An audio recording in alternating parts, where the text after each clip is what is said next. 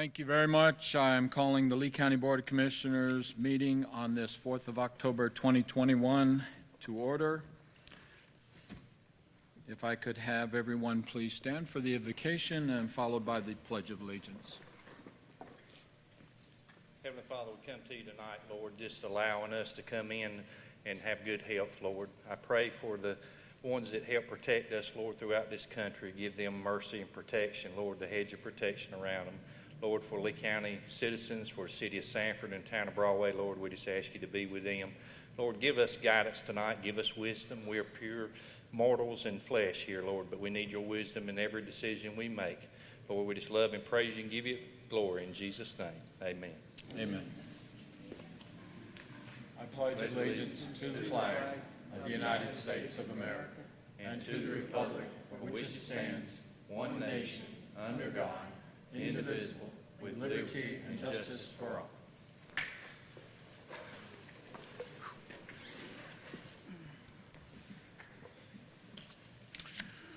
I thank you very much. Welcome everyone this evening. Do I have any additional items for the agenda? Yes, I would add a vote after the public hearing for redrawing boundaries of the Lee County Commissioner electoral districts. All right, that'll be item 3B, vote on Lee County Commissioner electoral districts. Anything else to add to the agenda? Mr. Chairman, I request that on the consent agenda, item 2E be tabled. Okay, the request for agreement on addenda 466, advancing equity request to accept additional funds for COVID CARES program be tabled. Any other items on the agenda or the consent agenda? Seeing there are none, any discussion? I got a question on why it's being tabled. Question on why it's being tabled. Commissioner Reeves, there's some specifics in there about the procedures that we have to follow if we accept the money, and I would just like the opportunity to discuss that with staff and then at the proper time, the rest of the commissioners. You have not spoken with the manager about it? I have. Yes, You sir. have I sent him an email. Okay. We're good with the table All right. for tonight, sir. All right, thank you. Any other questions, discussion? All those in favor of the additional agenda items as well as the, please signify by saying aye. Aye. Any opposed? Thank you. Request approval of the consent agenda. So moved. Motion's been made to approve the consent agenda as amended. Any discussion? Any questions? All those in favor of approving the consent agenda as amended, please say aye. Aye. Any opposed? Thank you, Madam Clerk. Next item on the agenda is public hearing. My screen keeps going down. Public hearing for redrawing boundaries of Lee County Commissioner electoral districts. If I could have Don Kovacic, sir, good to see you. Good evening, Chair, Commissioners. When we began this process, the first thing we needed to decide was to whether we needed to redistrict, and that decision was made. District 1 was 12% low, and District 3 was 12% high. So we presented districts to you. We presented A and E that were voted on to bring before the public hearing. Plan A affects the fewest number of people. It was to get the deviation within the norm that we are allowed, within 5%. And since District 1 and District 3 were the ones that were not in deviation, we traded population there. So Plan A, and then Plan E, we created another plan that brought us as close to a zero deviation as we possibly could. So we're down to a 0.25% deviation between District 1s, 2, 3, and 4. And those were the ones that were voted on and brought before us and advertised for the public hearing. And I'll just add, Mr. Chair, for the record, that we did run the advertisement in the newspaper on September 23rd, and we also placed the public notice at the library, the courthouse, the Summit Building, the Board of Elections, and the Buggy Factory. So from my understanding, that the public hearing then will be on plans A and E, and then there will be discussion after the public hearing on additional Plan F.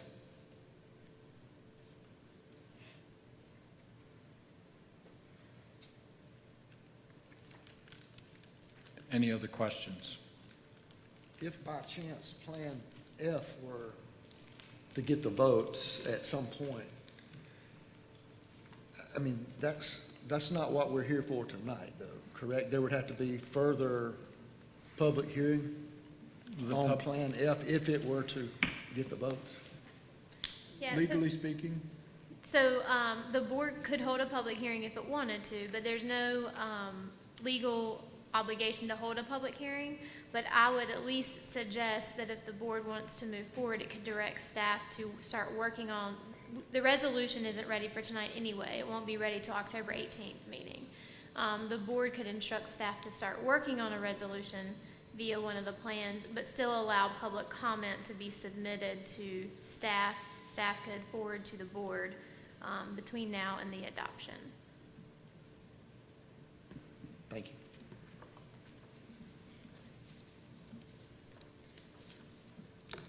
Any other questions for staff, the attorney, Mr. Kovacic?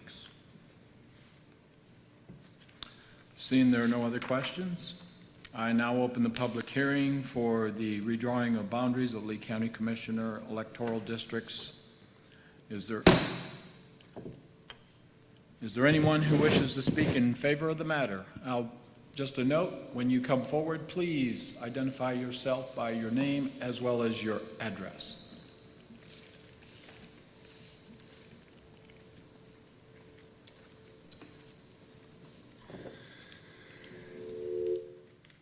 Good evening. My name is David Smoak, S-M-O-A-K. My address is 96 Northridge Trail, Sanford. Good evening, Commissioners, and as always, thank you for your time. As most of you know by now, I am President of the Caroline Trace Association, which is the collective organization representing the 18 independent property owners associations, representing the 1,600 plus homes and families that live in Caroline Trace. I did bring this topic of redistricting up to my board last month, so they were aware, but the timing of your meetings and our meetings has prevented me from receiving an official endorsement from my board on any specific option. However, I understand the attraction that Plan A has in making as few changes as required to bring our districts back into compliance. I also understand there are some advantages in having my own community split into the two districts as we are currently divided. However, I am here tonight to recommend that you vote for Plan E. I believe that my community is a diverse but cohesive population group that would best be served by being in one district. I believe in the principles that our County Strategic Services Office applied in Plan E to align our district boundaries with as many major terrain features as possible and to keep the districts as compact as possible. I wish the leaders at our higher levels of government would follow similar principles a little bit more. I recognize that Plan E is the most drastic change to our district borders, including the many changes to District 1, which I think of as our municipal district. However, I also recognize that with the positive growth stories and large residential developments that I continue to hear about in our county, I expect this process of redistricting will happen again after the next census anyways, which to me makes it ever so important to consistently apply good and fair policies, which I believe Plan E represents. Thank you again. Thank you, sir.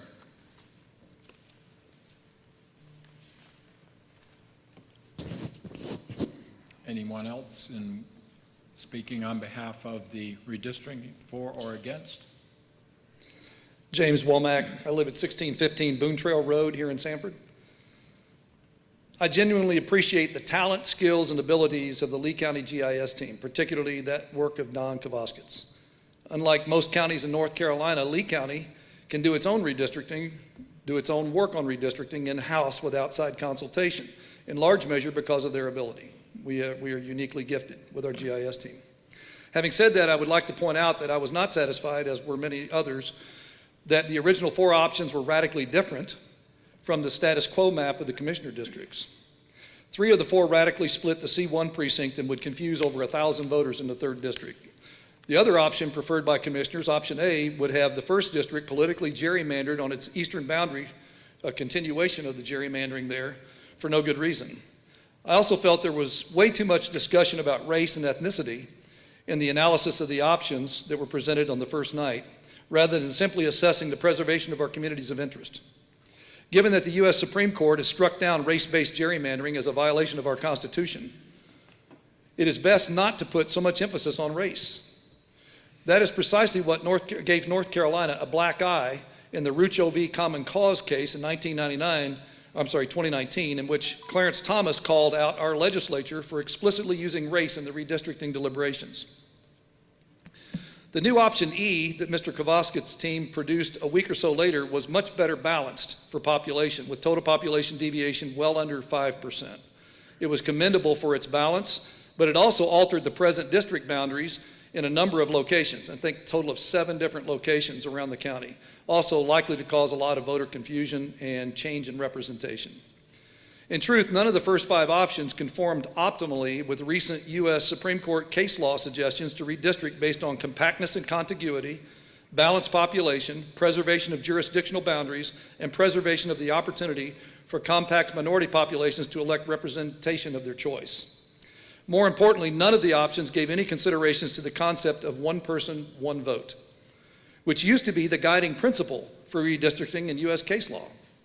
The Evenwald v. Abbott Supreme Court case in 2016 allowed total population to be used as an acceptable proxy for one person, one vote, but it did not rule out the previous methods, such as balancing the districts by the numbers of registered voters.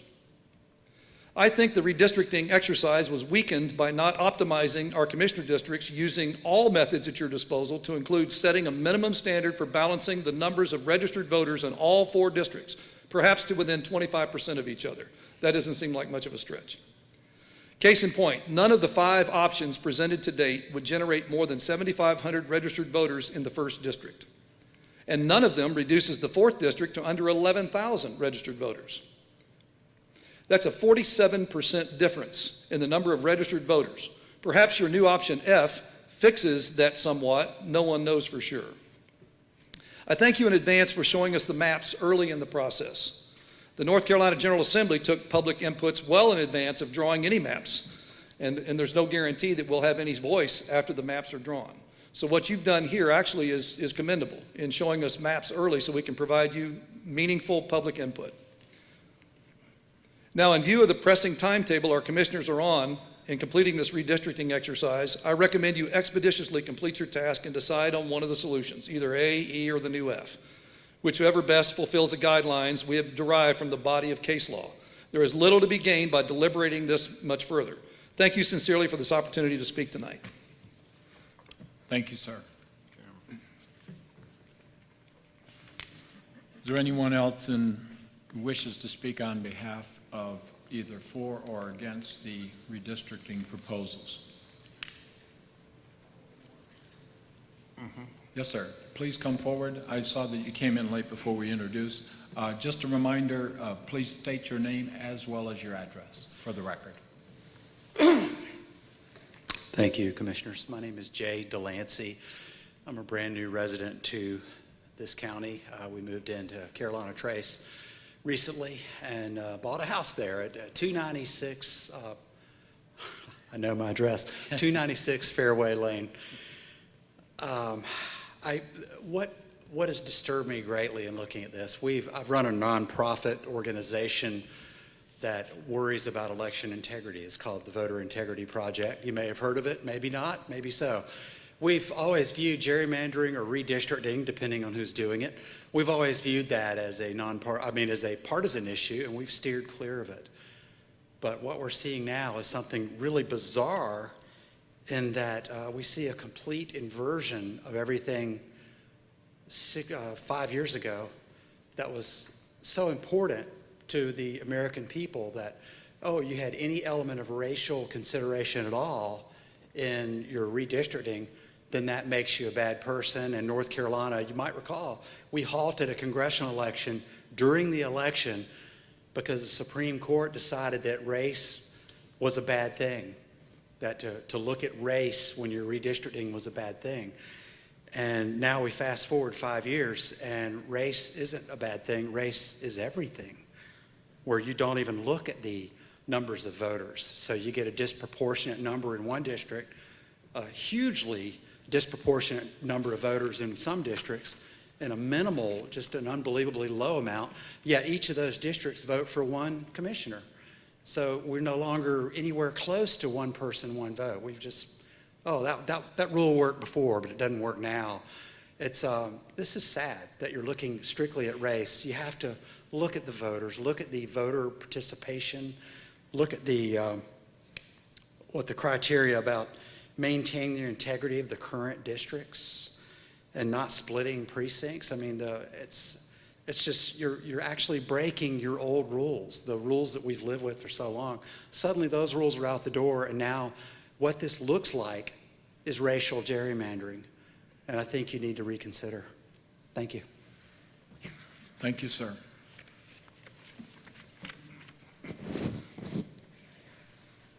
Anyone else wishing to speak?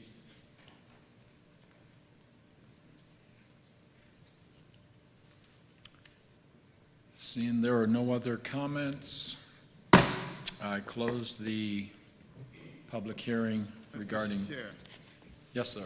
may I have Mr. Gavaskis respond to the comments that have already been made? Yes, sir.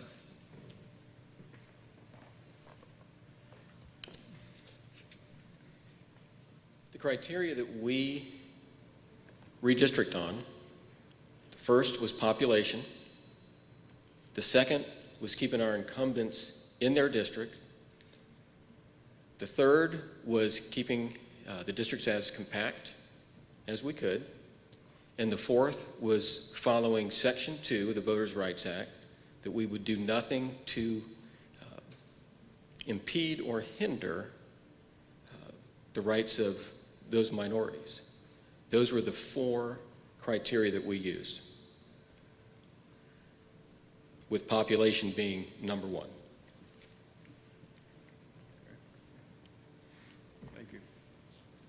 Any other questions of Don, the attorney?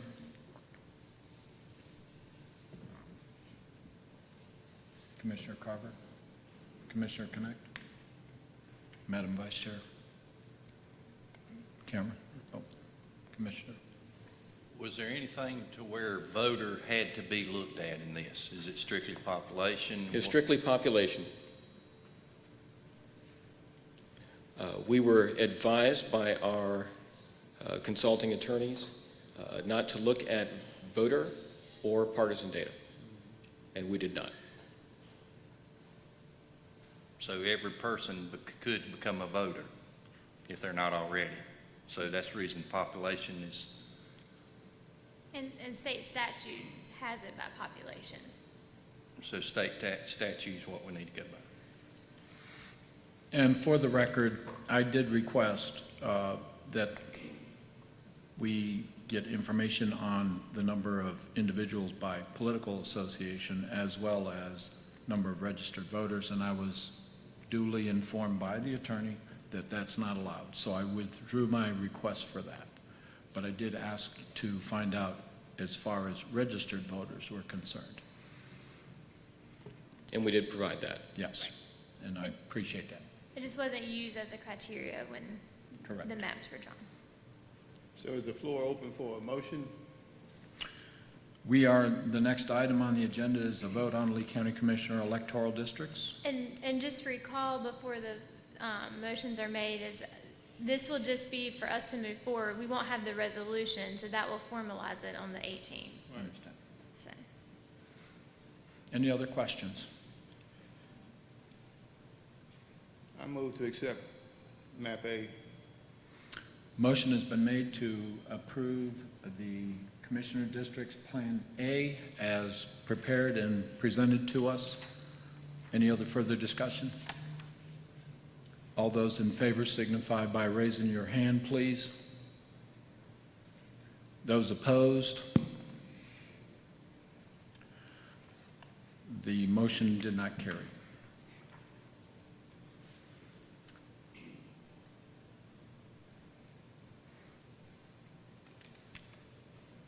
Do I hear another motion?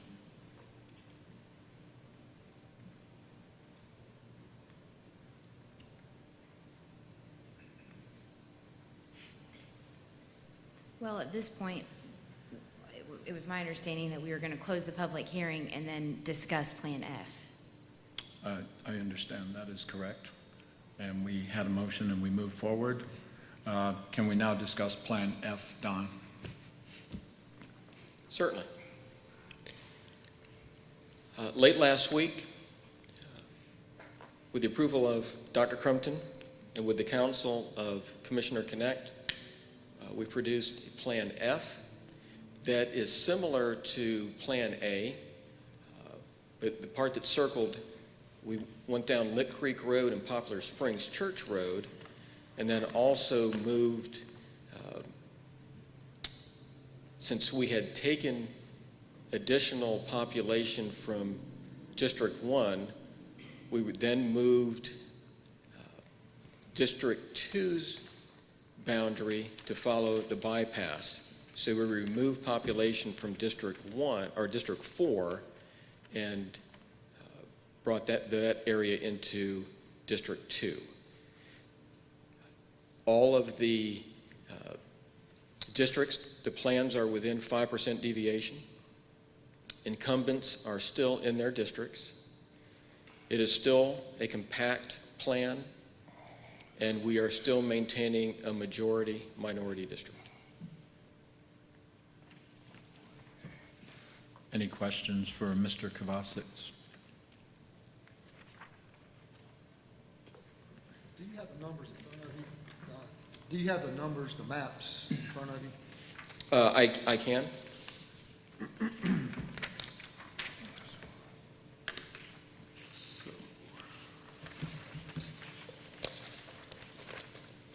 Are you ready? Uh, No, okay. Ask the question, and I'll make sure that I pull up the right data. So we started out with Plan A through D, and then we added a Plan E, correct? Correct. And now we got a Plan F. Correct. I'm just wondering, what's the big difference maker between Plan E, that was supposed to be the good plan, over A through D?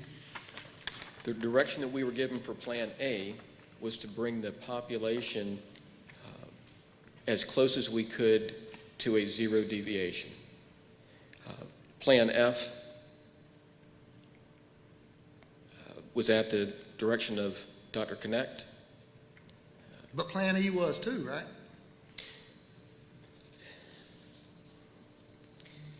We were given direction to bring that population into as close as we could to a zero deviation. Where that actually came from, Yes, is the answer. Okay. It just kind of feels like to me there's a man behind the curtain somewhere. I don't know, but go ahead, Don. I'm sorry to interrupt. That was the direction that we were given. I never specifically talked to Dr. Connect on Plan E, but that was the direction that we were given. Okay, thank you. Do you know If- the actual number of shifted people from, looks like District 3 on F into District 1? Yes, that follows actually what we did with Plan A, that southern part of the county. The only change was between A and F. On the southern part, right across from the Walmart, there's a little area that's to the west of the bypass. We put that into one just to make it more compact. What was the actual number, or do you know that? I don't know that right off. Let me get my calculator out and we'll... That'll work. Okay. And that's between Plan A and Plan F? Yes.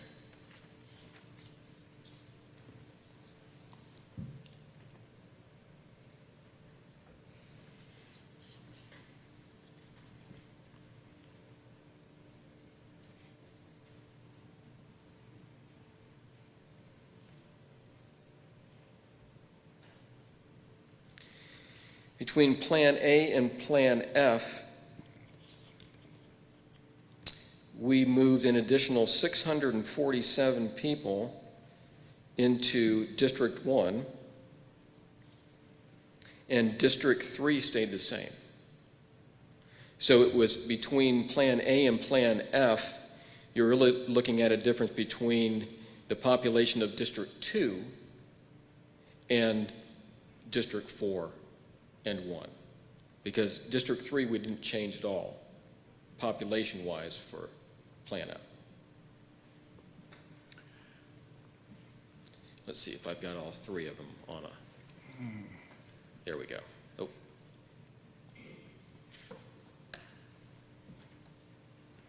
And if I could add, on Plan F, we keep the southern part of Trace in the voting precinct that it was initially assigned to. That's reducing the conflict and the confusion. But at the same time, you notice that District 2, which is my district, we've actually have a deviation of minus 4.8%. But you do know that Galvin's Ridge will be coming in there, and the population will definitely change within the next 10 years. So I'm assuming that hopefully that'll balance out. Was the chairman's district the highest deviation within our parameters?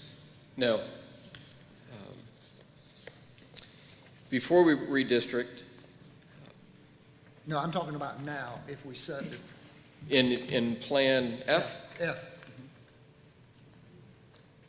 that is correct. District 2 is at a deviation of minus 4.8, which is very close To the 5%. to the 5, yes, sir. I will point out that in Plan A, the deviation is negative 4.1.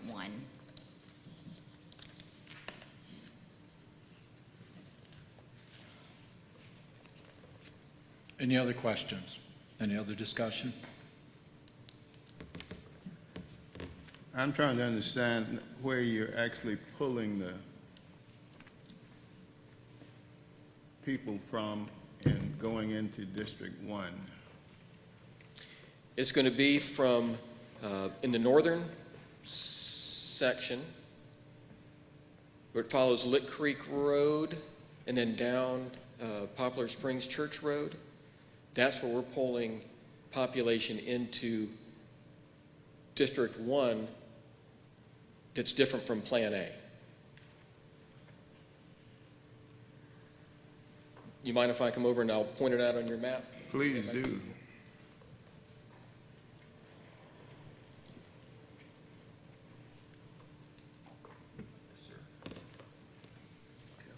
There's F.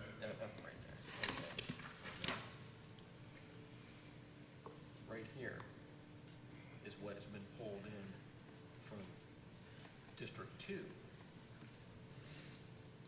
Follows that line right there.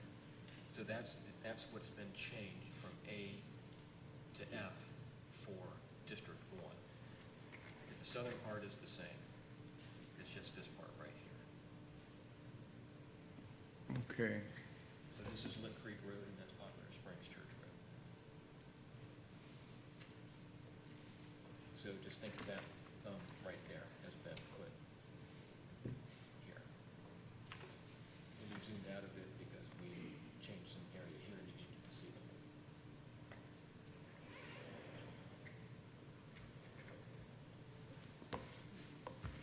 That population change certainly will have impact on District 1, without question.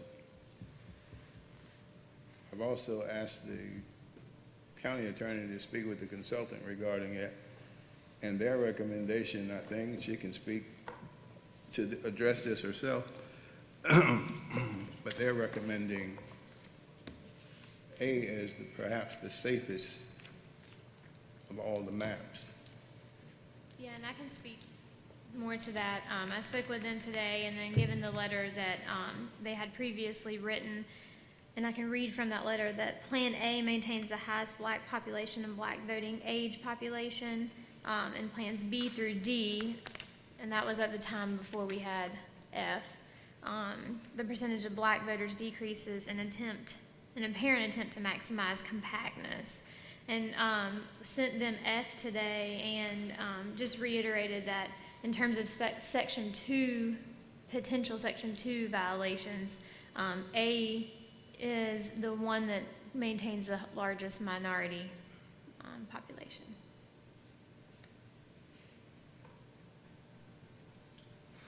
If I could add the email in the last sentence, is we also note that the total black population and black voting age populations are similar to those of Plan C and therefore do not believe the plan dilutes minority voting strength. That was from her email, that is correct. Yes, In reference to Plan F. correct. Correct. Read it again. I didn't understand what you were saying. The email that she received from Pointer and Spruill from Caroline Mackey. We have taken a look at the new proposed Plan F and are comfortable that it also complies with all applicable law. We understand that the process for drawing Plan F was the same as the other proposed plans. We also note that the total black population and black voting age populations are similar to those of Plan C and therefore do not believe the plan dilutes minority voting strength. And then she adds, let me know if you have any other questions, if there are any additional assistance we can provide. And I did have a question. As a matter of fact, I asked county attorney to address it with them, and that's where the concern comes in. While you may be dealing with the population, if that population is pulled from a Republican area, it automatically impacts District 1 in a negative way. And how do you know this? Common sense. Mr. Chairman, to Commissioner Reeves, I'm trying to understand what criteria you're using to say that this is going to have negative impact. And if it's a political one, I'm not sure how it fits in the guidelines that we've been given to define the districts. I didn't suggest it fits in the guidelines. I made the point that if you're pulling the numbers from a Republican area, they're likely to be Republican voters, which therefore influences the minority district. I see your point, and I remember the last time we met, we talked about those kinds of issues, and you were concerned that somehow we were straying into an area that's outside the criteria with which we're supposed to use to define the districts. So again, I guess I'm saying it's appropriate for us to be considering whether or not a shift to Republican voters might be the problem. I didn't address it with you. I addressed it with the county attorney and the consultant. And she may respond to what the attorney said to her, that it was a legitimate concern. Is that right? That's correct. When I had gotten the email this morning and then had a phone conversation with her this afternoon and said, what the concern was, and she did indicate that that could be a legitimate request or concern, and so that's when we were, in our conversation, just reiterated, like the letter previously reiterates, that Plan A continues to maintain the highest population, and that was the result of that conversation. Correct.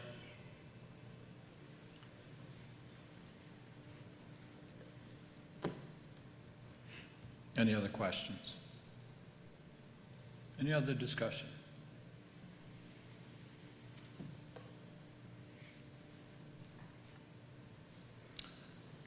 Do I have a motion?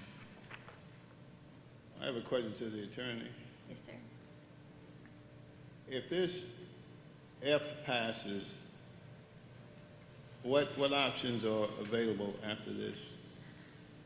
If the board wants to move forward with F, like I had said at the beginning, I do think it would be a good governance to allow public to submit written comments between now and the 18th.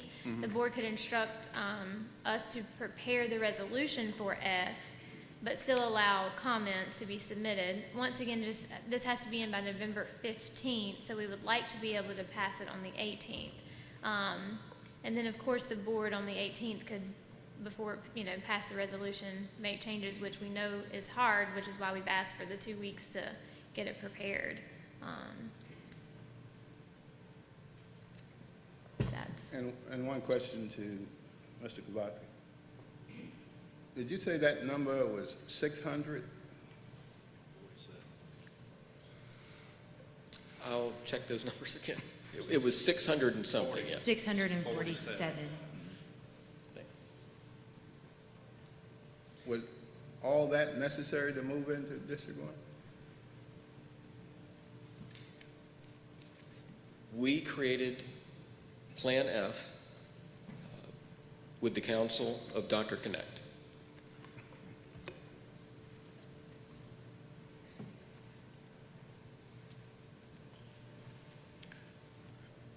Commissioner Connect, would you consider reducing that number by 50%? The only reason for Plan F was, sometimes when you ask for maps, you don't know what the numbers are going to be like. And so you ask for them. And of course, when we ask for something to look at, you can't do it on your own. So naturally, we always provide everything to everybody at all times, right? Correct? My main goal with it was just compactness, population compactness, and keeping a minority district, and then make sure our precincts are stay as well intact as we can possibly could. So that's where Plan F came from.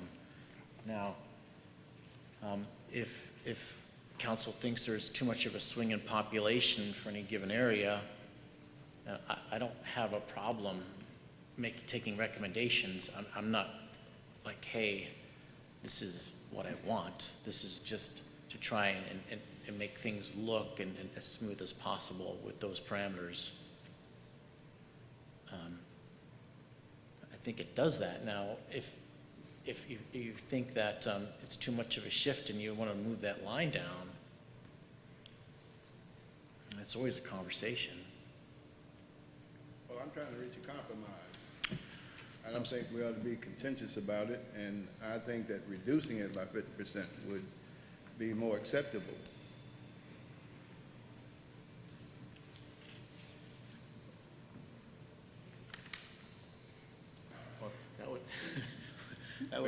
That would mean we need Don's help on that one a little bit. Mr. Chairman, now one other consideration that maybe we haven't mentioned is that one of the criteria are finding natural boundaries to define areas. And certainly that change that includes Poplar Springs Church Road and Lick Creek Road does that. It's a natural division between the two districts. It's just one other thing to consider as we talk about it. The other thing I'm thinking about as I look at these numbers and what Commissioner Reeves is talking about, we're looking at approximately going from 69% roughly, 69% versus 70% minorities, which is 1% shift. Doesn't seem like a lot to me, but, Well, you're not a minority. pardon? You're not a minority. Well, given the fact that what we're talking about is population, 1% is not a significant change. Again, you're not a minority. I hear that. All right.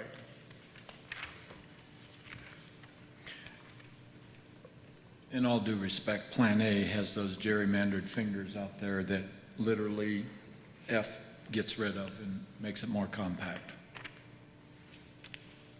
Don, I got a question for you. Now that we have 2 extra plans and you've seen different numbers, if you had this to do over again, would A through D change for you?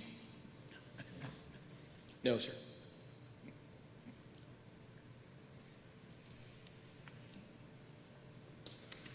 Any other questions? How soon can you get those numbers that we're talking about, a 50% reduction? We would have to go back and see how those numbers would change by changing the census blocks. If we change census blocks in that area that has been moved from District 2 to District 1, and if we're looking to cut it by 50%, the numbers that have been moved into District 2, until we get in and see where those census blocks boundaries actually are,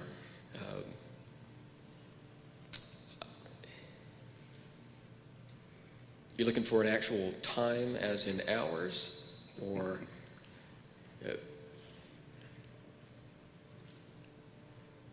we could have it for you soon.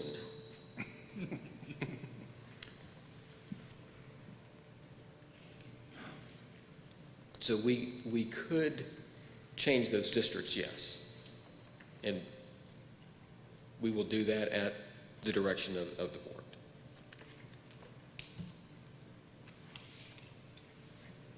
I make a motion that, sure. So we gave the public time to view A through E, correct? Since our last meeting. And I would just warn, and I'm completely in favor, whatever the board's will, if it's A, B, C, D, or E or F. You know, there's transparency involved, and if we were going to give Plan A through E the public time to view it, why wouldn't we give Plan F time for the public to view? That would just be my question and my warning. In all due respect, there has been a limited number of input on the public hearings as what we've had already. I'm not quite sure that this will generate any more, so that's my view. Okay, I'm just throwing it out there.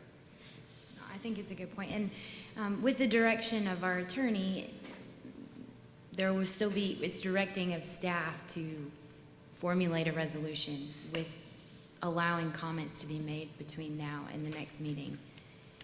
So I make a motion that we direct staff to make a resolution for Plan F, allowing time for comments, allowing time for additional information, but Motion's been made to approve Commissioner's And District then Plan F. does that give Don guidance on what Mr. Reeves asked too? sure. Thank you. It would be separate. So moving forward with Plan F as it is presented here, but providing additional information on shifting those numbers. All right, so are we voting then on Plan F to move forward with that also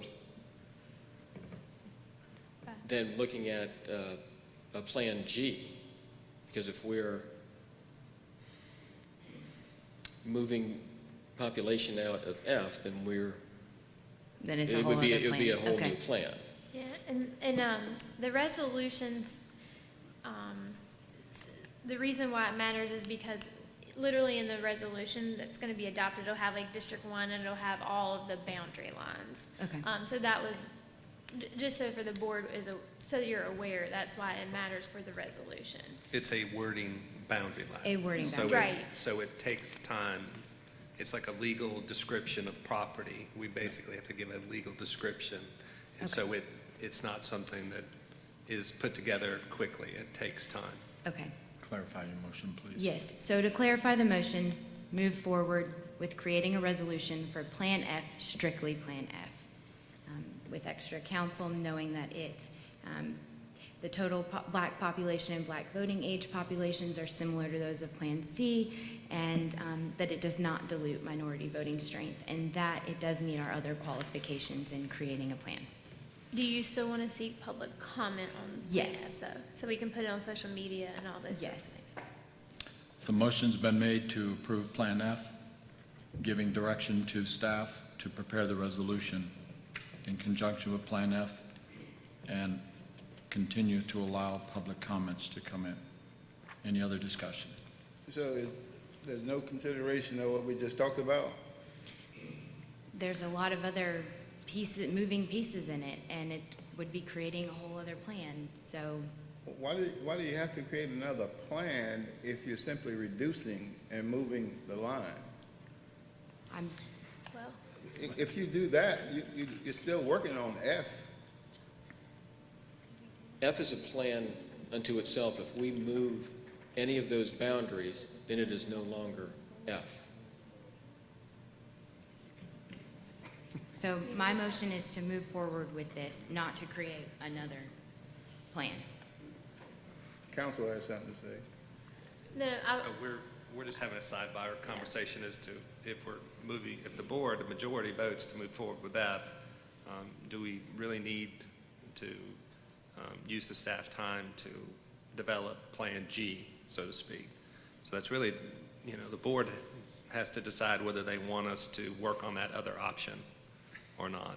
So that's, but, there is Plan F here, and the board is wanting to move. I'm assuming they're getting ready to take a vote. If they vote in the majority, then the majority also needs to decide whether we're going to go through with the exercise in Plan G. Any other questions? Further discussion? All those in, We're still trying to get clarity on what we're talking about here. Are you not going to give any consideration to it? Because all you're doing, I understand the point about there being another map making it G. I understand that. It's a 50% reduction. What I'm not clear on is why are you fearful of making that reduction? It's not that I'm fearful of making that reduction. Well, I wasn't directing it at you. I was just Oh, making okay. a statement.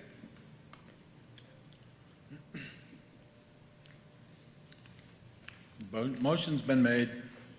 No further discussion? All those in favor? I'm just concerned, we're paying Don and our council good money to do their jobs. And I directly asked him, would he change anything? And I'm one of those that, when I go out and get counsel, and man, we had outside public comment that actually talked how good Don does a good job, and he would not change. And I just have the concern why we're going against our own council and Don's direction of the districting. That's the problem I have. I'm sure it's been answered, but on the Carolina Trace piece of it with Plan F, does that keep it split, or does it put it in one? Plan F splits Split, Carolina that's what I Trace. It leaves it the way that it is right now. Okay, that's what I wanted to clarify. Okay. Those in favor of Plan F and giving staff direction to write the resolution regarding Plan F, please raise your hand. Those opposed? Votes 4-3. Thank you very much. Moving on to old business, discussion regarding late list penalty guidelines. I believe, Madam Attorney. just one second.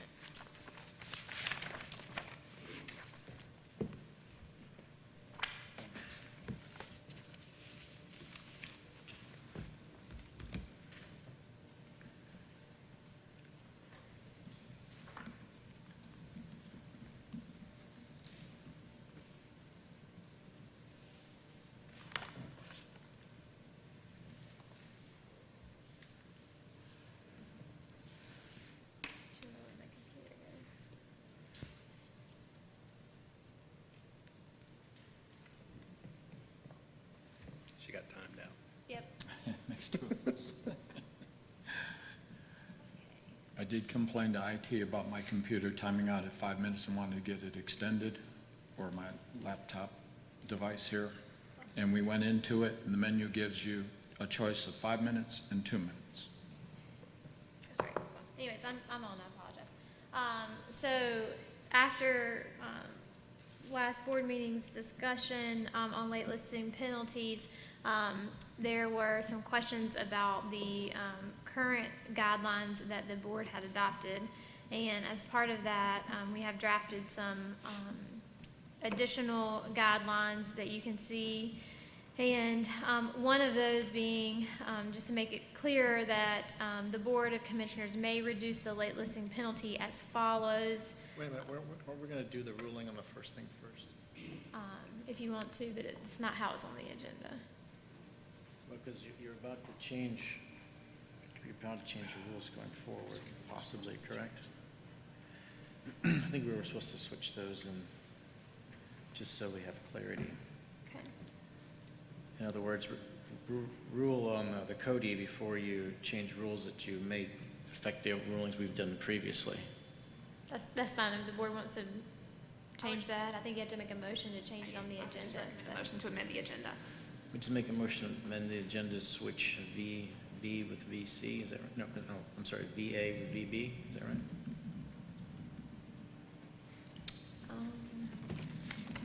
Yeah, under old business. Yeah, it was 4A and 4B. Yeah, 4A and 4B, then 5A, 5B. That was 5. Yep, I can't remember the numerals. That's right. So the motion is to move Change 5A to 5B, 5B, switch and then change 5B to 5A. Okay, the discussion is regarding penalty guidelines, and then we're going to change a ruling on, okay. Motion's been made to adjust the old business agenda, moving item 5A and 5B, switching them in their orders. Any questions? Any discussion? All those in favor signify by saying aye. Aye. Any opposed? Okay. Let's change the order here. We're going to do 5B, request listing of late penalty. Mr. Brown?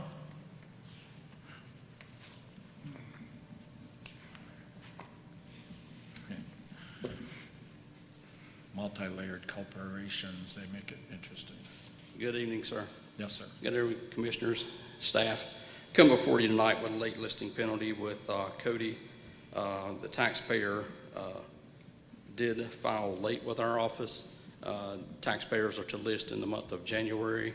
The taxpayer did ask for an extension until March 15th. However, we received the individual taxpayers listing on March 15th. The penalty was assessed to them. The penalty is in the amount of, for county taxes for GO1, $31,501.22.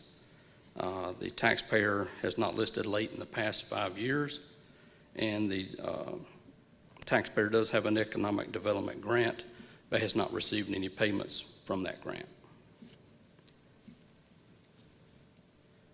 Could I ask for clarification? They asked for the extension in a timely manner, did they? Yes, sir. They did ask for the extension during the month of January, and we extended until March 15th. So the way the violation really is that they are 10 days late, is that correct? Is that a good way to think of it? Yes, sir. Between the 15th and 25th? That's correct. Thank you. So then we apply our guidelines, and we take it where? If we apply our guidelines as we have in place now, that would be the 50%. That would be the second bullet in the current guidelines. Thank you. Any other questions of Mr. Brown? Being that we're talking about the policy that was set a while back right now, it seems to me, reading that, is that no matter what the penalty's going to be, we still put a cap of $5,000 on it. Is that correct interpretation there? Correct.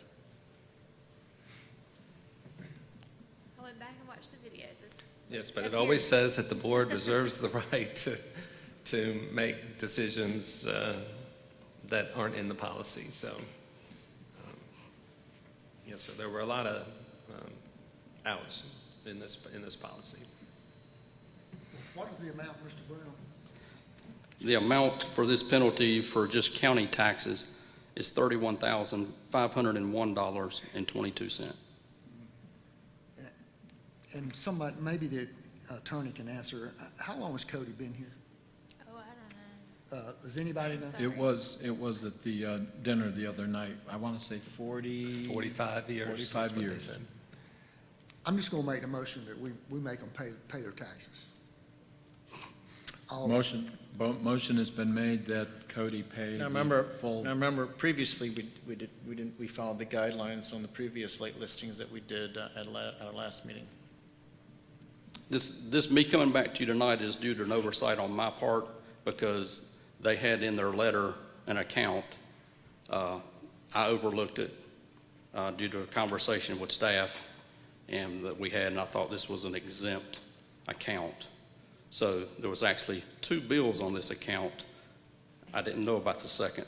I didn't know about the valid bill that wasn't an exempt property, so that's why I'm back tonight. So the first one with Cody, we made him pay the full amount, correct? Because they were late probably in the last 5 years, I think. Last month, the one that they had the late listing penalty on, and they had been late, you made them pay the full amount. Full amount.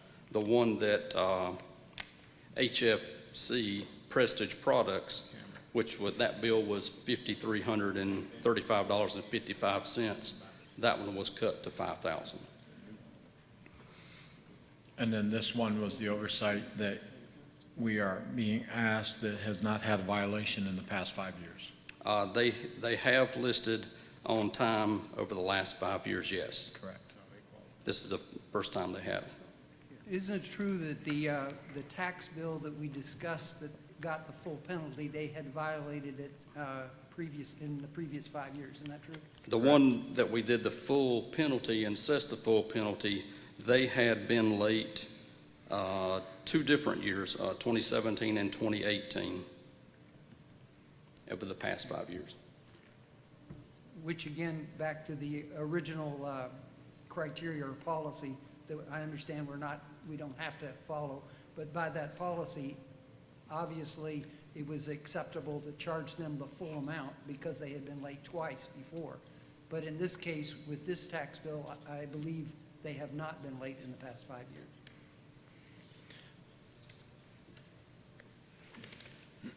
Now, I'm not saying you meant your motion, I just wanted you to be aware of that, that it was a continuation of our last meeting.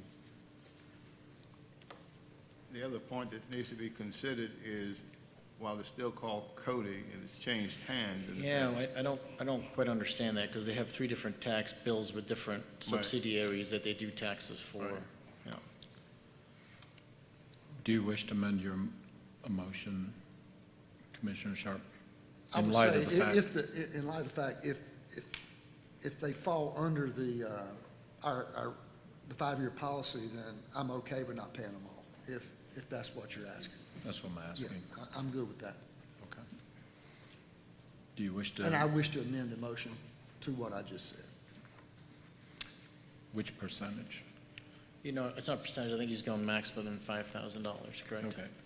They would be at the max, at 5.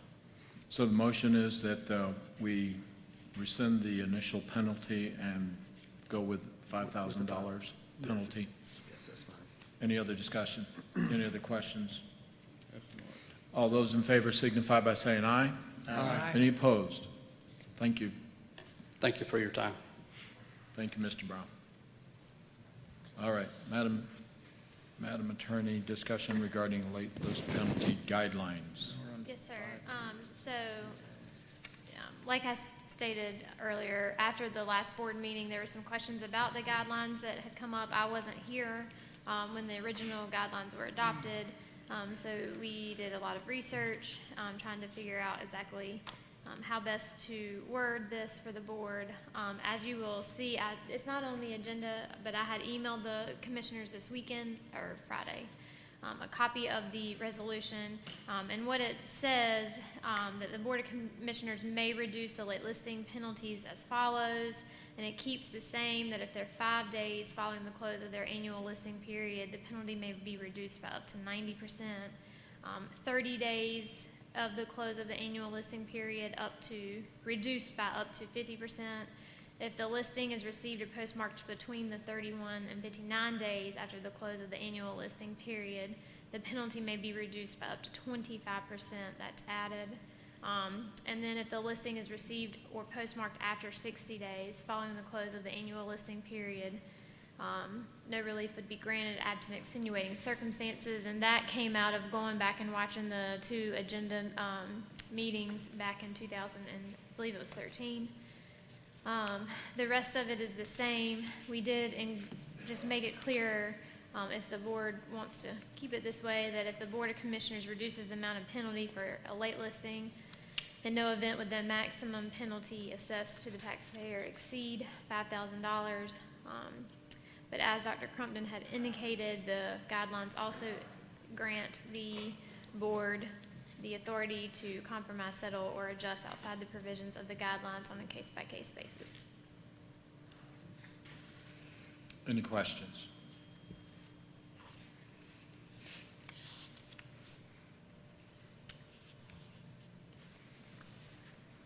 Now, Madam Attorney, the copy I have in front of me is the original resolution from 2013, and you added an additional bullet there? Yes, sir. I emailed it out, I think it was Friday, and I forgot to attach it to the agenda. Sorry. I do remember reading that. I didn't have the one. I was out of state. Any questions? Do I hear a motion to amend the policy? So moved. Motion's been made to amend the policy as presented by the attorney. Any further discussion? Any questions? All those in favor of amending the policy as portrayed by the attorney signify by saying aye. Aye. Any opposed? Thank you. Next item on the agenda is approve the resolution for Project Frame. I do believe that's the attorney. She's busy right now. Don't mind. Jimmy's here if anyone has any, or Mr. Randolph's here if anyone has any questions. But we were contacted to see if the board would be willing to go ahead and approve the resolution in reference to Project Frame. This project is a buildings product manufacturing project where the company will consists of building and construction of purchase of machinery and equipment in the amount of at least $18 million in new net taxable investment. Lee County would intend to share up to $275,595,000, 235 new jobs with an average annual wage of $50,720 over the 5-year life of the incentive. We did already hold a public hearing on September 8th of 2021. The Saga is just requesting us to go ahead and adopt the resolution with the parameters, and then staff will begin, if we get to that point, to negotiate the agreement that we would bring back in front of the board for approval. Did I miss anything? Okay.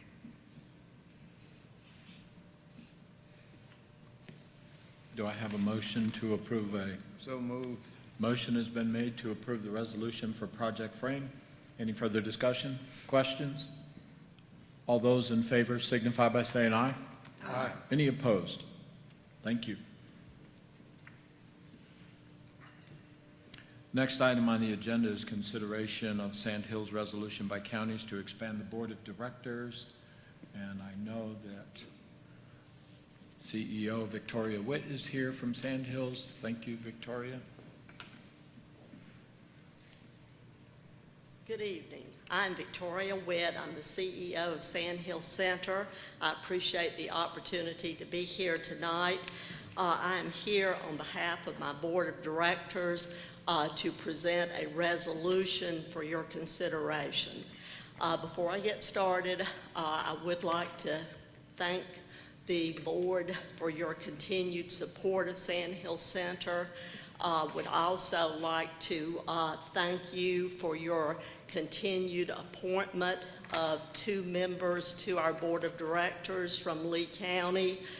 You have recently reappointed Commissioner Smith to serve on the board, as well as Mr. Walter Ferguson. Mr. Ferguson and Commissioner Smith are faithful attenders of the board of directors.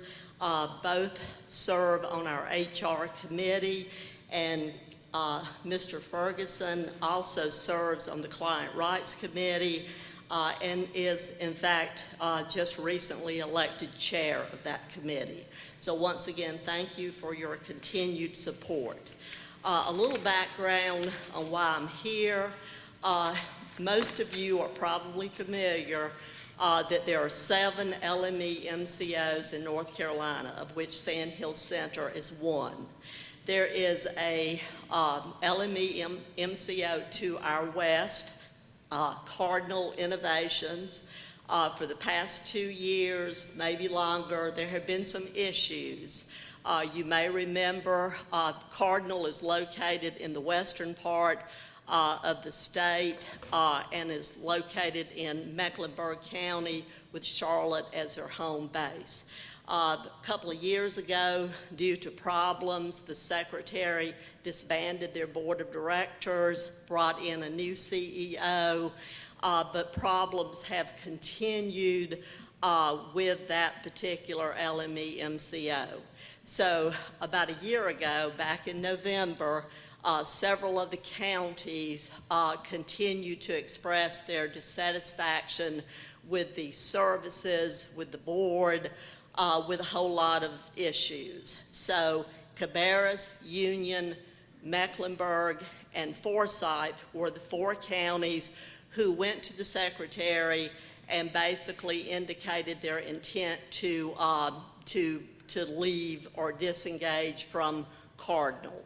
The secretary worked with Cardinal, actually worked with the North Carolina Association of County Commissioners to work on a plan of correction. That ran for several months, but the counties were still very displeased. So in June of this year, the secretary did acknowledge those counties' rights to disengage from that LME MCO and realign with another. At the same time, the other counties, and there are 20 counties in that catchment area, at the same time, the other counties began to look to other LME MCOs to see if they preferred to leave Cardinal and realign. So many counties began to disengage that the secretary made the decision that Cardinal would no longer be solvent, and Cardinal sought a merger partner, and that merger partner is VIA. VIA is the LME MCO located in Asheville. So that set up a situation where, once again, working with the North Carolina Association of County Commissioners, those 20 counties had the decision to either stay with Cardinal and be assumed by VIA out in Asheville or find other merger partners. So during this period, Sand Hills Center was contacted by numerous of these counties. My board of directors, we met with the counties, we talked with the counties, and at the end of the day, Davidson County and Rockingham County were the two counties that are not only contiguous to our region, and we value being contiguous, but we also felt had many of the same characteristics and would be a good fit for Sand Hill Center. So the Rockingham and Davidson County, they did their due diligence, we did ours, and at the end of the day, back in July, both of these counties did pass a resolution to disengage from Cardinal and realign with Sand Hill Center. We are looking at and the Secretary approved this, because at the end of the day, the Secretary has to approve or disapprove any alignments. So we're looking toward a December 1 merger date with Rockingham and Davidson County. Now, one very important consideration is the funding. The North Carolina Association of County Commissioners also worked with the state and the governor, and Senate Bill 594 has been passed and ratified, and addresses a formula whereby the Cardinal fund balance and risk reserve will be divided among those counties who are leaving. And I need to step back and tell you 11 of the 20 counties are leaving Cardinal, 9 are staying with Cardinal to become VIA. So there is a formula that has been developed. It was vetted through the Association of County Commissioners. It was vetted through the LME MCOs. And that formula will seek to make sure that the fund balance and the risk reserve are divided among the counties that are leaving.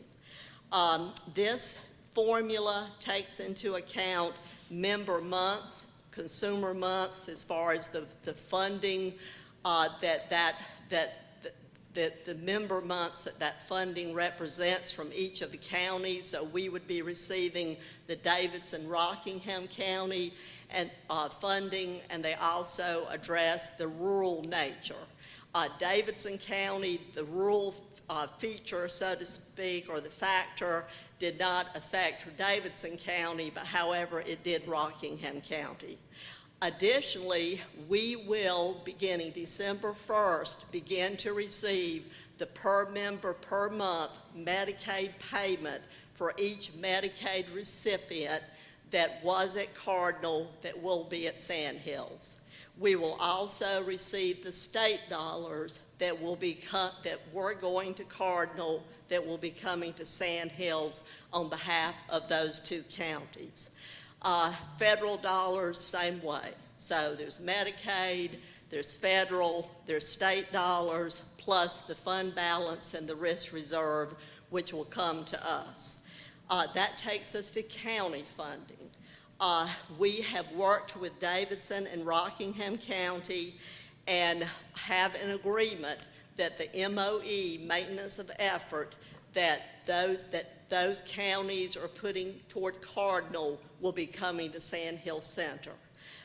For Davidson, that represents $824,000, and for Rockingham, it represents $600,000.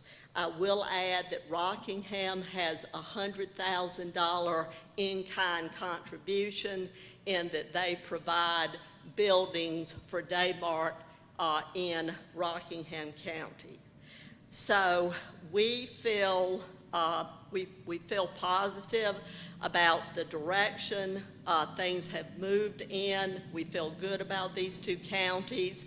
However, it became clear that in taking on additional counties, we are locked in to 21 members on our board. North Carolina general statutes only allow an LME MCO to have 21 members, and we have 21 members. The way we are divided in our bylaws is every county has 2 representatives, whereas Randolph County, because of population, has 3, and Guilford County, because the population has 4. So we had a discussion with the secretary and with Deputy Director Dave Richard and the attorneys, and they have agreed to give Sand Hill Center additional board seats. Once again, if we did not get the additional board seats, we would have to look at redistributing the 21 that we have, and that means some of our counties would have to give up board seats. So the secretary, once again, has indicated she will approve that. However, general statutes does require that each county commission of our constituent counties, our 9 counties, must pass a resolution agreeing for me to ask the secretary for additional seats. So we are hoping to get this done in the next couple of weeks. So far, I have been to 5 of the 9 counties. They have all passed the resolution. I have 2 more tomorrow and then 1 on Thursday. So I am here to, you have the resolution. You also have a letter from me which hopefully outlines what I've just gone through. But I'll be glad to answer any questions and would like your review and discussion of the resolution tonight. But I'll be glad to answer any questions. I threw a lot at you. Thank you, CEO Witt. I had questions and you answered them, and I thank you very much. I do understand from the previous meeting that the questions were how much money was those 2 counties contributing, and I assume, or I took it from the meeting record that it was to determine how much each county was contributing, like Lee County contributes each annually, and that contribution has not gone up all these years. Any questions of CEO Witt? One point of clarification, we are not voting on anything that has to do with the realignment. We're only voting on how the board is comprised, right? Right. Years and years and years ago, and I've been around 42 years, so I can say that, the county commissioners did have to vote on the realignment. That is no longer the case. That is now vetted with the board at Sand Hills and the secretary. So all you are voting on is allowing me to ask the secretary for additional seats. Any other questions? Do I hear a motion? Move to approve the resolution. Motion's been made to approve the joint resolution of the Board of County Commissioners of Anson, Guilford, Harnett, Hoke, Lee, Montgomery, Moore, Randolph, and Richmond counties to appoint members of the Sand Hill Center Board of Directors in a manner and with composition other than as required by North Carolina General Statute 122C-118.1. All those in favor signify by saying aye. Aye. Any opposed? Thank you very much. And one last thing, I have brought the schedule. We are having a CIT training here in Lee County in 2 weeks. I always invite you, and this is the opportunity to actually be able to tell you when one is. So if I can leave this here, this is the schedule. It's at the Emergency Services Center. So I'll leave some information and would invite anybody who's able to attend to attend. It is on my calendar. Thank you. And thank you, Victoria. The only thing I'm concerned about is the expansion of our region is that the distance she has to drive. And I do encourage you to drive safely, please. Thank you, ma'am.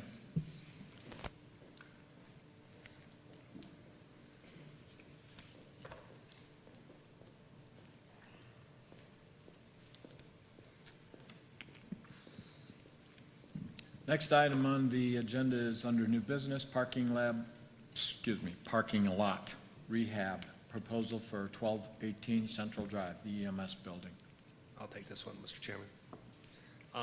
Upon the inspection of the EMS station, when First Health started to take it over and CCH was getting ready to leave it, we did an inspection of the parking lot, And actually, the parking lot has pretty much been degrading since we built the facility, and it's in really bad shape. Before we can get a understanding of what it's going to cost us to repair the parking lot, we need to have this engineering and geotechnical exploration services done.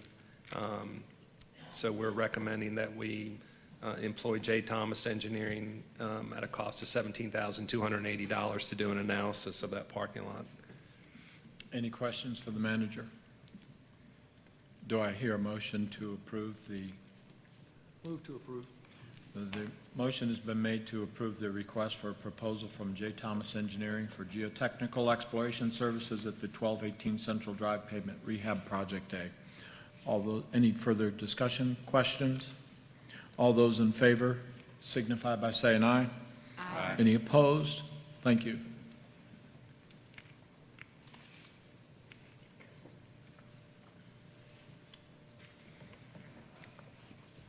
I did not see Amy. She's over here to the Oh, left. I'm sorry. Okay, next item on the agenda is major preliminary subdivision plat for Winding Creek Farm subdivision. I'm sorry. Ms. McNeil is here. Evening, Commissioners and staff. I'm Amy McNeil with the Planning Department, and the information I'm going to review with you is on pages 109 through 120 of your agenda, with the actual preliminary plat being on page 114, and you do have an 11 by 17 placed at your seats, and it is the plat that illustrates only one lot. It looks like this. All right, Van Harris Realty Incorporated is requesting to develop one new lot, identified as Lot 116 of Section 11 in Winding Creek Farm subdivision. This is a single-family home residential subdivision served by private community wells and individual septic systems that's located off of Cricket Hearth Road and Carbenton Road in western Lee County. The plat for Section 1 was recorded in 1984. However, there's no preliminary plat on file for this particular area. There is a preliminary plat dated April 96 that was reapproved by the Lee County Board in January of 2000, which illustrates the subject property. The preliminary plat has now expired, and the proposed lot configuration differs from the preliminary plat approved in 2000. Therefore, this lot and all future lots within the subdivision must be illustrated on revised preliminary plats that come before this board for review and approval. The applicant is proposing to create one new lot at this time, while he's hired a surveyor to create the new preliminary plat for the next phase that's being created. Please be aware the applicant is requesting a subdivision exception from compliance with the UDO maximum 1:4 lot width to depth ratio, and that is because it is a really long lot on a cul-de-sac, so the front of the lot is very narrow at the cul-de-sac bulb or roadway, and the rear of the lot extends all the way back to the pond or the lake at the rear of the lot.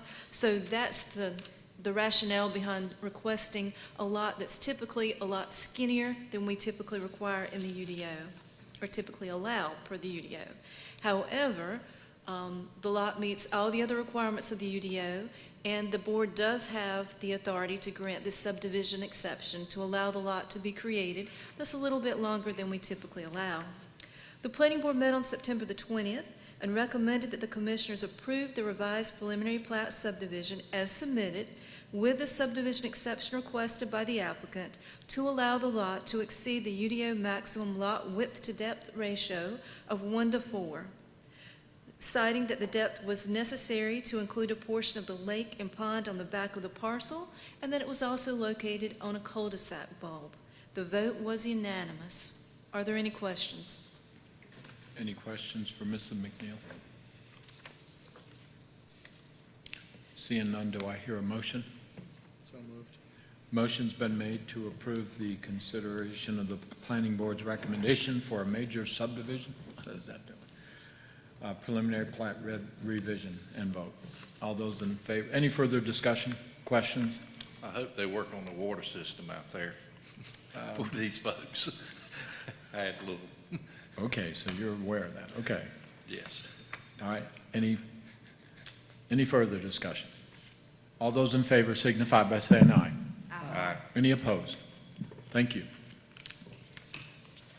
And you're up again. Yes, sir. The next item is on pages 121 through 132 of your agenda packet, with the actual preliminary plat being on page 126. There's also an 11 by 17 at your seats that illustrates a lot more lots than the first subdivision did. We have Mr. Van Gross Sr. requesting to renew the preliminary plat for River Falls subdivision. This is a single-family home subdivision served by public water, individual septic systems, and public roads off of Sheriff Watson Road and Holder Road in southeastern Lee County. Phases 1 and 2 were recorded years ago prior to the adoption of the UDO in 2006, but the preliminary plat has since expired. Therefore, it must be renewed by the Planning Board and the Lee County Commissioners, even though the proposed lot configurations stay the same as the originally approved plat. Please be aware that the applicant is also requesting a subdivision exception from the compliance of the maximum 1-to-4 lot width to depth ratio for lots 78 and 72 in this subdivision. And it's simply because the size of the parent tract lends itself to having long lots at this particular location. And once again, to reiterate, this design is exactly the same as what was originally approved, the street configuration and the lot layout. The Planning Board met on September the 20th and recommended that the Commissioners renew the preliminary subdivision plat as submitted with the subdivision exception requested by the applicant to allow lots 72 and 78 to exceed the UDO maximum lot width to depth ratio of 1-to-4, based on the rationale that the added depth is necessary because the shape of the original parcel or parent tract and the added depth does not appear to be problematic because the area in the rear will remain natural area since it's within the 100-year floodplain. There was also a second subdivision exception that was requested because prior to the UDO being adopted, the minimum building setbacks in the residential agricultural zoning district were 30 from the front, 30 from the rear, 10 from the left and right side. The developer requested just to proceed as is. However, the Planning Board recommended that this plat and the development of the lots on these, the development of the homes on these lots comply with the current minimum building setbacks for that zoning district, which are 30 from the front, 30 from the rear, and 15 from the left and right side. So in 2006, the side setbacks changed from 10 to 15. The Planning Board did not recommend that we stay with the old side setback of 10 feet. They recommended the subdivision go with the 15-foot side yard setback because the larger side yard setback was more appropriate for the rural area. And once again, the vote was unanimous. Are there any questions? With the extra 15 on each side, does that allow them enough room for a home? I think it's extra 5 on each side, but, right? Yeah, but Extra I'm 5. saying, is it Yes. giving them 15, a suitable house size for that area? Is that allowing? Yes, for sir. that The minimum tract? lot size in this zoning district for a standard lot, not on a cul-de-sac bulb, is 100 feet in length. So that still gives 30 feet of developable area. I'm sorry, that still gives 70 feet of developable area in which to put a house with 15 on each side. Move to approve. Motion's been made to approve the Planning Board recommendation and vote to renew the preliminary plat for River Falls subdivision with the annotation of the current UDO. Any other questions? Any other discussion? All those in favor signify by saying aye. Aye. Any opposed? Thank you. Moving on to the manager's report. Yes, sir, Mr. Chairman, I'll be brief. I just wanted to let the board know that on Thursday night at midnight, First Health EMS took over our EMS operations in the county from CCH, and I want to tell you that the 6 weeks that we gave First Health to pull this off was a blur. They worked tirelessly with the CCH staff, and we have to thank the CCH for their cooperation in making this transition happen. I also need to thank the City of Sanford's Communications Department with helping as well. They had to learn new protocols and install new maps for the coverage areas. And through the first 4 days, things are going well, and we're expecting them to get better and even improve going forward. But very proud of that transition for all those people involved. Between now and our next meeting, There'll be a ribbon cutting at the Kiwanis Children's Park on Friday, October 15th at 10 o'clock a.m. I hope the board can attend. The park looks excellent. Even with the weather that we're having this week, we should still be able to pull off that ribbon cutting, so we're moving forward with that. On Thursday, I was at the Gravity Bike Park and actually rode one of the trails down on the Gravity Park. I rode the easiest trail up there, but had a good time. I came back with a big smile on my face. Black Diamond Trail Designs is doing a great job there on the second trail at this time, Downward Trail. They've completed the return and emergency trails, so we're moving along. The weather this week will impact our ability to complete Trail 2, which we were hoping to have done in the next week or two, and then be able to open the park on the weekends. But until we finish Trail 2, we won't be able to open up. So hopefully the weather won't be too bad, and they'll continue to be able to work on the trails. On a sad bit of note, we've had a very low turnout for the response for the Veterans Breakfast, and the Senior Services and Veterans Office have decided to cancel the event this year. And we feel that most of the veterans, have not signed up due to the COVID. Last year we canceled it due to that, so we're already planning for next year's event, but this year will have to be canceled.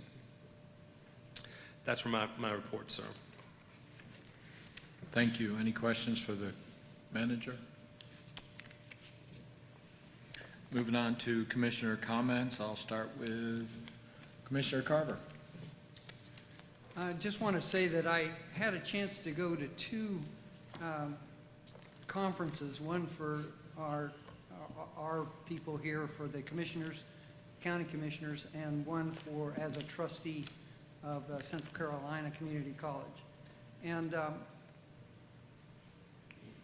one thing that was really clear in both of them was paying attention to what's happening with our workforce development. And today I was also at a meeting with the Chamber of Commerce, and Superintendent Bryan talked about this issue of a cooperation between the community college and the K-12, and the fact that they're moving in a direction to really focus on some issues that have to do with our workforce in Lee County, primarily because there's been studies that show that between now and 2030, we're looking at about a 400,000 person deficit in what our state may require for workforce and what we are currently being able to generate.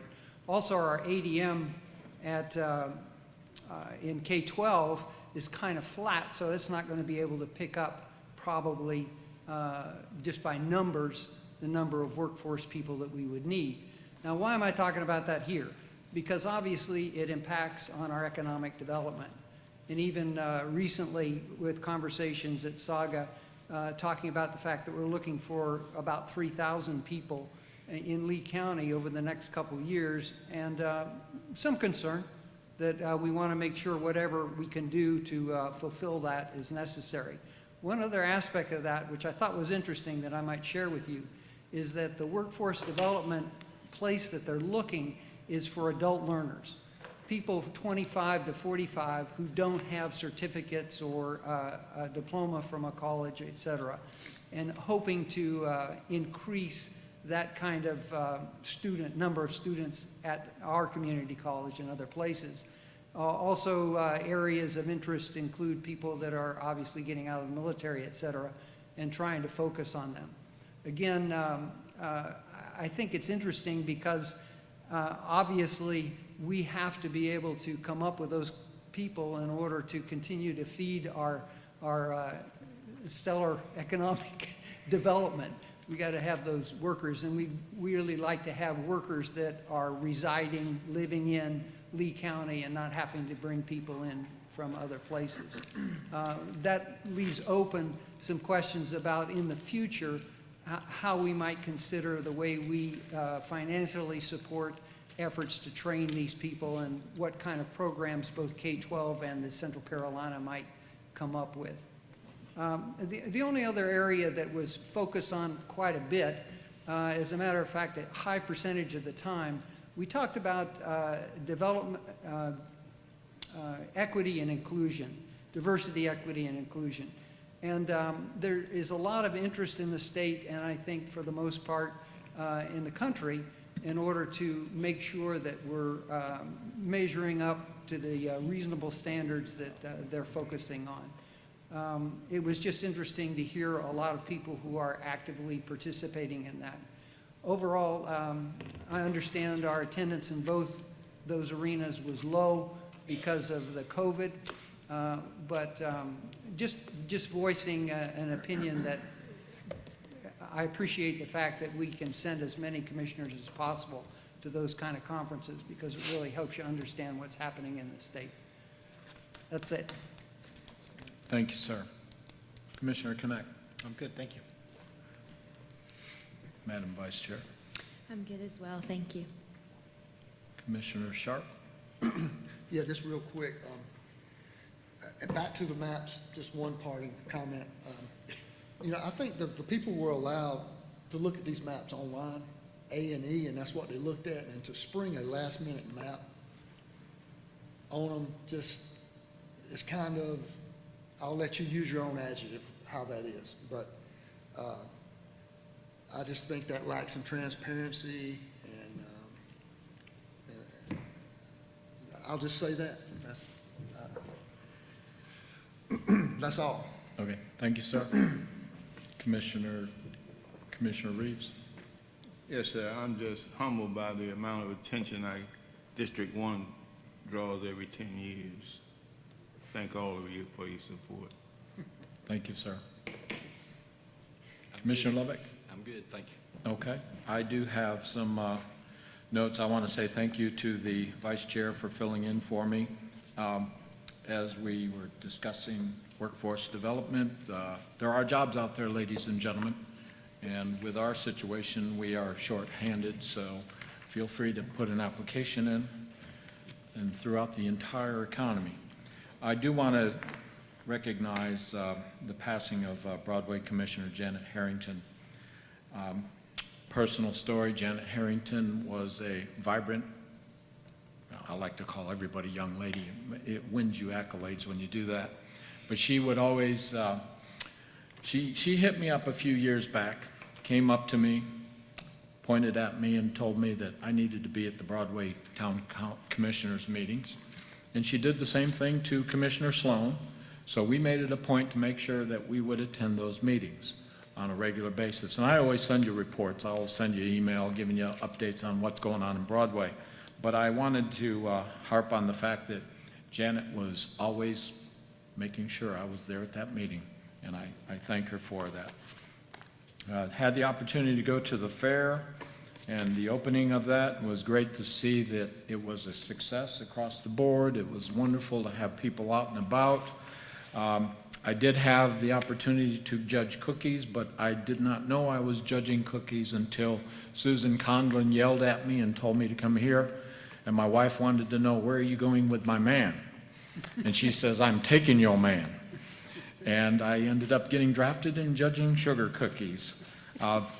Three entities of young people preparing sugar cookies. The first group were all boys, one. The second group, the two boys that won third and second place. And then when the young lady that won first place, I looked at the young boys and I said to them, I said, you got beat by a girl. And that kind of went over well. I will be judging a quilt contest here being held here at the Civic Center coming up on the 15th. So I'll be here at 8:30 that morning just prior to the ribbon cutting because Haley was upset that I mentioned the 15th. And I will assure her that I will be at the ribbon cutting at the family park. We had the Sanford Area Growth Alliance annual dinner. It was overwhelmingly successful, and it was very much enlightening. It's great to see a lot of positive things going on in the county when we're dealing with a pandemic. On the 22nd, I attended the awarding of the Presidential Volunteer Gold Award to the Bandit flying team out at the Raleigh Executive Jetport. These are individuals that volunteer their time, their aircraft and such, to provide flyovers for, I guess, North Carolina State football games, as well as flyovers for the awarding of houses to Gold Star families and Gold Star or severely wounded men and women who serve our country. They were recognized by the organization that these individuals they volunteer their time to provide that service and won the Presidential Gold Award for volunteering. And then finally, on the 19th of October, at 11 o'clock, the Broadway Town Commissioners will be digging up a time capsule under the water tower. Need to be there at 11, so to watch what they dig up. They're assured there's something there, and whatever is in there, hopefully it's not saturated with water. What's that date? That will be on Saturday, the 15th of October, excuse me, 16th of October, I'm at Jimmy Hoffa. at 11 o'clock. I have nothing further. Thank you. With that, I move that we go into closed session per NC General Statute 143-318-11A6 to consider the qualifications, competence, performance, or condition of appointment of a public officer or employee or prospective public officer or employee. Motion's been made to go into closed session. All question? Okay. All those in favor signify by saying aye. Aye. Any opposed? Thank you. Ladies and gentlemen, we are going into closed session. We appreciate your attending. Please drive safely, Madam Mrs. Witt.